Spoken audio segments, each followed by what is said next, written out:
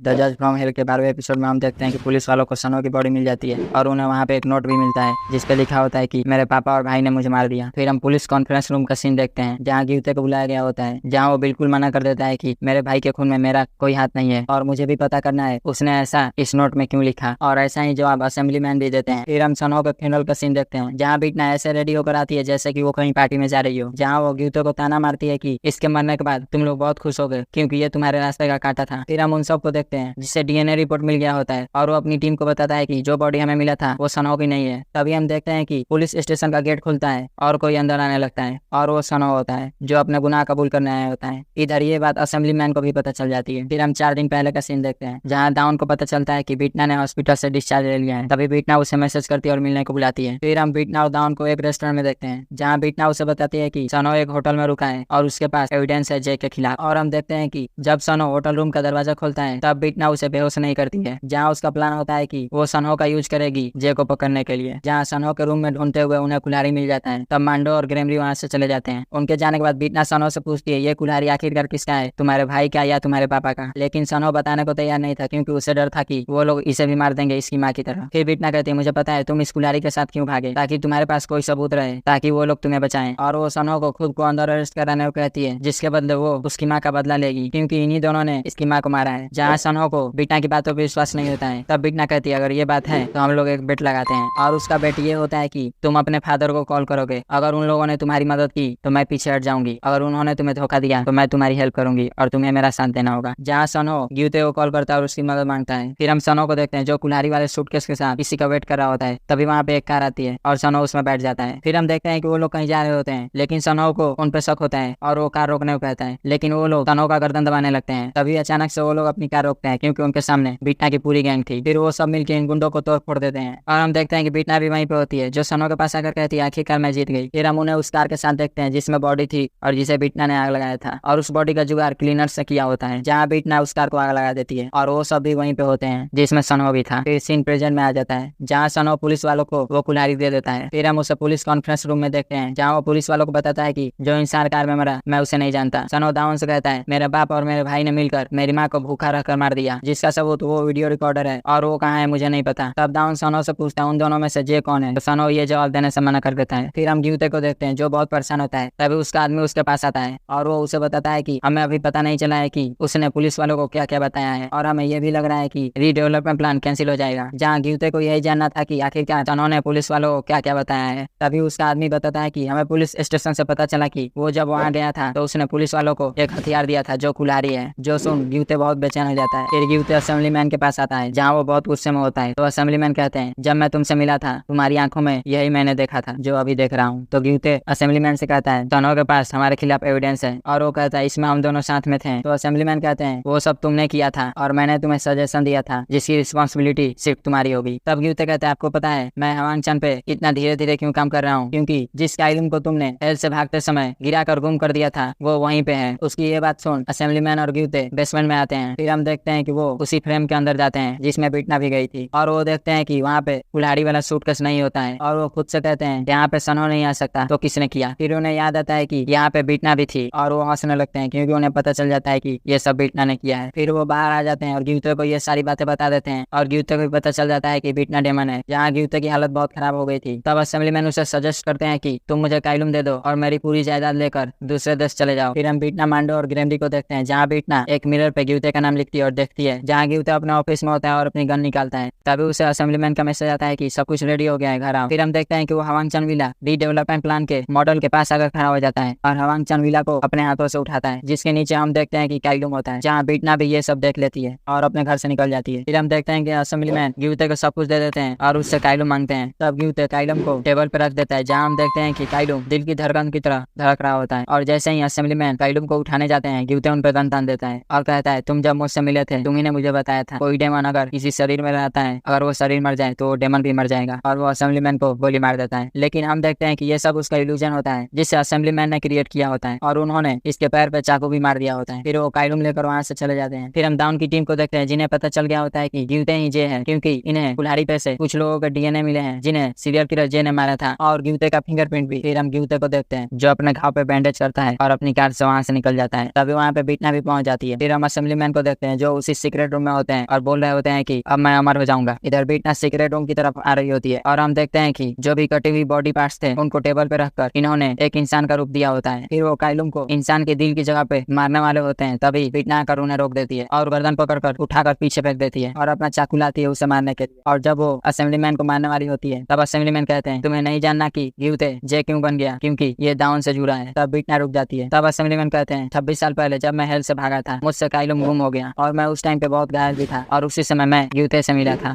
और उसी वक्त मुझे पता चल गया वो कितना बड़ा कमीना होगा। फिर हम गिवते और असेंबलीमैन को देखते हैं जहाँ असेंबलीमैन बहुत गुस्सा होते हैं गिवते पे और हमें पता चलता है कि असेंबलीमैन ने गिवते के जन्म को भी दुनिया से छुपाया है और किसी को नहीं पता होता है कि गिवते इनका बेटा है। जहाँ इनकी बातों को सुनकर गिवते को गुस्सा आता है और गिवते इन्हें मार देता है। तभी वहाँ सतन आ जाता है और गिवते से कहता है मैं इस गलती को अपॉर्चुनिटी में बदल दूंगा और मैं डेमन हूँ। फिर वो गिवते से कहता है उसके बदले तुम्हें मेरे लिए लोगों को मारना होगा और उनके डिफरेंट बॉडी पार्ट्स को कलेक्ट करना होगा और काइलुम को ढूंढने में मेरी मदद करनी होगी, जिसके बदले तुम्हें वो सब मिलेगा जो तुम्हें चाहिए। फिर वो असेंबलीमैन के बॉडी में घुस जाता है और असेंबलीमैन जिंदा हो जाते हैं। फिर हम देखते हैं गिवते ने लोगों को मारना शुरू कर दिया होता है और इसी के बारे में सनो की माँ को पता चल जाता है, जिसके बदले इन दोनों ने उन्हें भूखा मार दिया ताकि ये बात किसी को ना पता चले और दाउन की फैमिली उसकी लास्ट किलिंग थी। फिर सीन प्रेजेंट में आ जाता है जहाँ इसकी बातें सुन बीटना फिर से उसे मारने वाली होती है। तभी असेंबलीमैन कहते हैं तुम चाहो तो काइलुम ले लो और यहाँ पे इंसान बनकर रह सकती हो, वो भी दाउन के साथ। और हम इनकी शादी का सीन देखते हैं जहाँ बारिश होने लगती है। तभी हम देखते हैं कि असेंबलीमैन एक मंत्र पढ़ रहे होते हैं। तभी दूसरी तरफ एक दीवार खुलता है जिसमें एक बॉडी होती है जो जिंदा हो जाती है और बीटना पे हमला कर देती है और ये बॉडी सनो की माँ की होती है, लेकिन बीटना उस बॉडी को डिस्ट्रॉय कर देती है। फिर बीटना अपना चाकू असेंबलीमैन के सीने में मार देती है जिससे असेंबलीमैन की मौत हो जाती है और सतन बाहर आ जाता है और बीटना से कहता है अब मैं उस बुढ़ाऊ के शरीर में नहीं हूँ तो मैं तुम्हें टक्कर दे सकता हूँ। लेकिन हम देखते हैं कि बीटना बहुत ताकतवर होती है सतन से भी ज्यादा और वो इसकी गांड फाड़ देती है। फिर वो हेल के गेट को समन करती है जिससे हेल का गेट वहाँ आ जाता है। फिर बीटना काइलुम को उसकी तरफ फेंक देती है जहाँ सतन दौड़कर काइलुम को पकड़ लेता है। तब बीटना अपने चाकू से सतन को भी मार देती है। फिर वो गेट सतन को अपनी तरफ खींच लेता है और खुद को बंद कर लेता है। तभी पुलिस वाले भी गिवते को ढूंढते हुए घर आ जाते हैं। तभी बीटना दाउन को मैसेज करती है कि गिवते समुद्र के रास्ते भागने वाला है। फिर हम गिवते को देखते हैं जो एक जहाज में होता है और समुद्र से भाग रहा होता है। तभी जहाज में कुछ गड़बड़ी हो जाती है और गिवते अंदर जाने लगता है, लेकिन दाउन उस पर हमला कर देता है जहाँ दाउन गिवते को मार मार कर उसकी बैंड बजा देता है। तब गिवते दाउन से कहता है उसने भी मुझसे यही कहा था और सीन फ्लैशबैक में जाता है जहाँ हम देखते हैं कि सोयंग ने उन्हीं पे गन तानी होती है। तभी कोई उसके पैर में गोली मार देता है और वो गिवते होता है। फिर सोयंग को किसी बिल्डिंग में होश आता है जहाँ गिवते उनके सिर पे गन रख देता है, लेकिन सोयंग उससे गन छीन लेती है और उसी पे तान देती है। तभी सनो उनके हाथ पे चाकू मार देता है जिससे सोयंग की हालत बहुत खराब हो जाती है क्योंकि इन लोगों ने उन्हें पहले भी मारा होता है। फिर गिवते सोयंग को बहुत मारता है और उनके जिंदा होते ही उनका हाथ काट लेता है और उन्हें मार देता है। ये सब सुनने के बाद दाउन को बहुत गुस्सा आ जाता है और वो उसे जान से मारने वाला होता है, लेकिन उसे सोयंग की बात याद आती है कि उन्होंने इससे कहा था पुलिस का काम है क्रिमिनल का पकड़ना, उन्हें सजा देना जज का काम है, तो कभी भी किसी को मारना नहीं, और वो उसे छोड़ देता है। फिर हम देखते हैं कि पुलिस वाले उसे अरेस्ट कर यहाँ से ले जाते हैं। फिर हम कोर्ट का सीन देखते हैं जहाँ ये केस भी बीटना कहीं अंदर आया था। फिर हम कोर्ट रूम का सीन देखते हैं जहाँ सभी लोग बीटना का वेट कर रहे होते हैं। फिर हम बीटना को देखते हैं जो अपने केबिन से बाहर जाने ही वाली होती है। तभी वहाँ बेल आ जाता है और वो बीटना से कहता है तुमने सतन को हेल भेजा जिसके लिए मैं तुम्हारे सारे गुनाहों को माफ करता हूँ, लेकिन तुम्हारे लिए एक लास्ट मिशन है, गिवते को छोड़ दो और खुद उसे सजा दो, और अगर मना किया तो घसीट कर हेल ले जाया जाएगा और बहुत दर्दनाक मौत मिलेगी। फिर हम देखते हैं कि बीटना कोर्ट रूम आती है और सबसे कहती है इस केस का कोई ट्रायल नहीं होने वाला, और यहीं पे ये एपिसोड समाप्त हो जाता है। मिलते हैं नेक्स्ट एपिसोड में। अगर एक्सप्लेनेशन पसंद आए तो चैनल को सब्सक्राइब और वीडियो को लाइक करें। Thank you.